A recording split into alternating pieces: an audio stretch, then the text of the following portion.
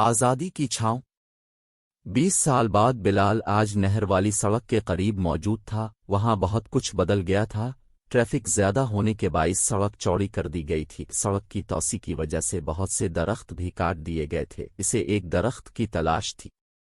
20 سال پہلے بہت وقت بیت گیا ہے، شاید اب وہ درخت یہاں نہیں ہے، یہ سوچتے ہوئے بلال آہستہ آہستہ چلتے ہوئے نہر کے قریب پہنچ گیا۔ اسے یاد آیا کہ نہر کے کنارے ایک باغ میں اس نے اپنے دوستوں محمود، سخی، یاسر اور سعد کے ساتھ مل کر زمین میں ایک ننھا سا پودا لگایا تھا۔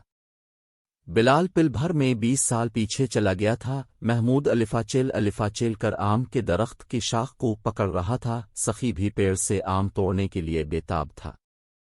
یاسر اور سعد ڈرے ہوئے تھے، پکڑے جانے کا خوف جو تھا۔ بلال ایک درخت کو دیکھ رہا تھا۔ درختوں کی ٹھنڈی چھاؤں میں سکون ہی سکون تھا، پرندے اپنی اپنی بولیاں بول رہے تھے۔ بلال نے اپنے دوستوں کو ایک گھنے درخت کے نیچے بلا کر کہا، واقعہ ٹھنڈی ہوا ہے، میں چاہتا ہوں کہ ہم سب مل کر یہاں ایک پودا لگائیں، اس کی حفاظت کریں۔ جب پودا درخت کی صورت اختیار کرے تو اس کی چھاؤں میں بیٹھ کر ٹھنڈی ٹھنڈی ہوا سے لطف اندوز ہوں۔ کیا تم میرا ساتھ دو گے؟ ہم سب تمہارے ساتھ ہیں۔ یہ آواز یاسر کی تھی۔ ان کی باتیں مالی شوکت نے بھی سن لی تھیں۔ تمہارا جذبہ قابل قدر ہے، پودا لگاؤ، تم بھی اس کی حفاظت کرنا اور میں بھی دوسرے پودوں کی طرح اس کی دیکھ بھال کروں گا، مالی شوکت نے انہیں شاباشی دیتے ہوئے کہا۔ وہ 14 اگست کا دن تھا، پاکستان کا سبز ہلالی پرچم ہر جگہ دکھائی دے رہا تھا۔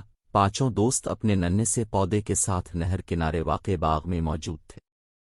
مالی شوکت نے پودا لگانے میں ان کی مدد کی۔ سب دوست پودا زمین میں لگا کر بہت خوش تھے۔ مالی شوکت کے مشورے پر انہوں نے پودے کے گرد لکڑیوں کی باڑ بھی لگا دی تھی کہ کوئی جانور پودے کو نقصان نہ پہنچا سکے۔ ان کے گھر باغ سے زیادہ فاصلے پر نہ تھے، اس لیے وہ دن میں کئی مرتبہ وہاں آ کر اپنے ننھے سے پودے کی دیکھ بھال کر لیتے تھے۔ اس دن سبھی دوست بہت خوش تھے۔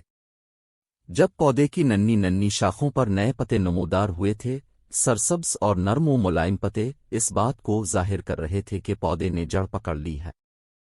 وقت تیزی سے گزرتا رہا۔ محمود ایک فرم میں ملازم ہو کر بحرین چلا گیا، سخی کو اسلام آباد میں ملازمت مل گئی، یاسر نے گلشن ہاؤسنگ سوسائٹی میں اپنا جنرل سٹور بنا لیا، سعد کے والد کی کپڑے کی دکان تھی، وہ وہاں جا بیٹھا تھا۔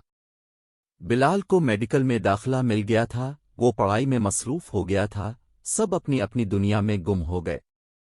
وہ ننھا سا پودا جو اب تناور درخت بن چکا تھا کسی کو یاد نہیں رہا تھا۔ درخت پر ان کے ناموں والی تختی اب تک آویزاں تھی۔ بلال جب بھی بہاول نگر سے لاہور آتا درخت کو دیکھنے اور اس سے ملاقات کے لیے باغ میں ضرور جاتا تھا۔ وہ MBBS کرنے کے بعد لندن جا بیٹھا۔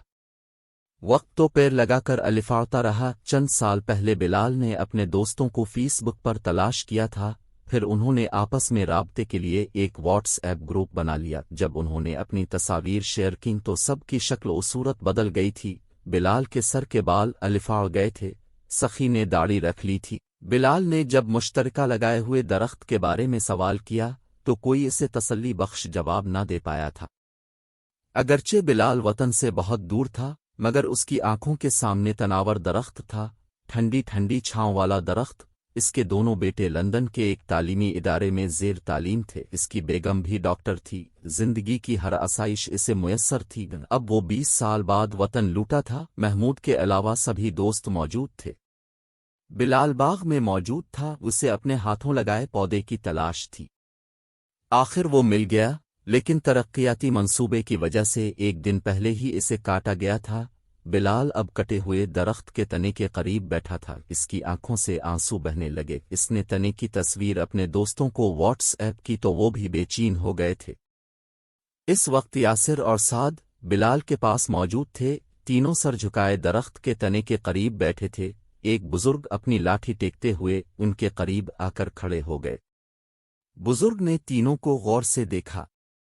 بزرگ کے پوچھنے پر جب بلال نے سب کی آداس کی وجہ بتائی تو وہ ان کے پاس گھاس پر بیٹھ گئے، بولے، ایک ننھا سا پودا میں نے بھی برسوں پہلے اپنے بزرگوں کے ساتھ لگایا تھا۔ اس پودے کو پانی کے بجائے شہیدوں کے لہو سے سیراب کیا گیا تھا۔ اس پودے کو پہلے دن ہی الفا کے اڑنے، ختم کرنے اور کاٹنے کی کوششیں کی گئیں۔ اللہ کے فضل سے وہ پودا آج بھی سرسبز و شاداب ہے اور انشاءاللہ آئندہ بھی وہ سرسبز ہی رہے گا۔ بزرگ اتنا کہہ کر خاموش ہو گئے، تینوں جان گئے تھے کہ بزرگ کس پودے کی بات کر رہے ہیں۔ وہ آزادی کا درخت تھا، انہوں نے کبھی اس پودے کے بارے میں سوچا تک نہ تھا، سب اسے بھول کر اپنے اپنے کاموں میں مصروف ہو گئے تھے۔ بزرگ نے گھاس سے الفاٹیتی ہوئے کہا، آزادی کے درخت کو مضبوط ہاتھوں کی ضرورت ہے، ورنہ آگے مزید کچھ مت کہیے گا، ہم سب مل کر آزادی کے درخت کی حفاظت کریں گے، ہم کوئی ایسا کام نہیں کریں گے جس سے آزادی کے درخت کی جڑیں کمزور ہوں۔ بلال نے بزرگ کی بات بھی پوری نہ ہونے دی تھی۔ بلال اور اس کے دوست نہیں چاہتے تھے کہ ان کے ہاتھوں سے لگے پودے کا جو حال ہوا ہے ویسا آزادی کے درخت کا حال ہو۔ آزادی کے اسی گھنے درخت کے نیچے ہم ٹھنڈی چھاؤں میں سکون سے زندگی بسر کر رہے ہیں۔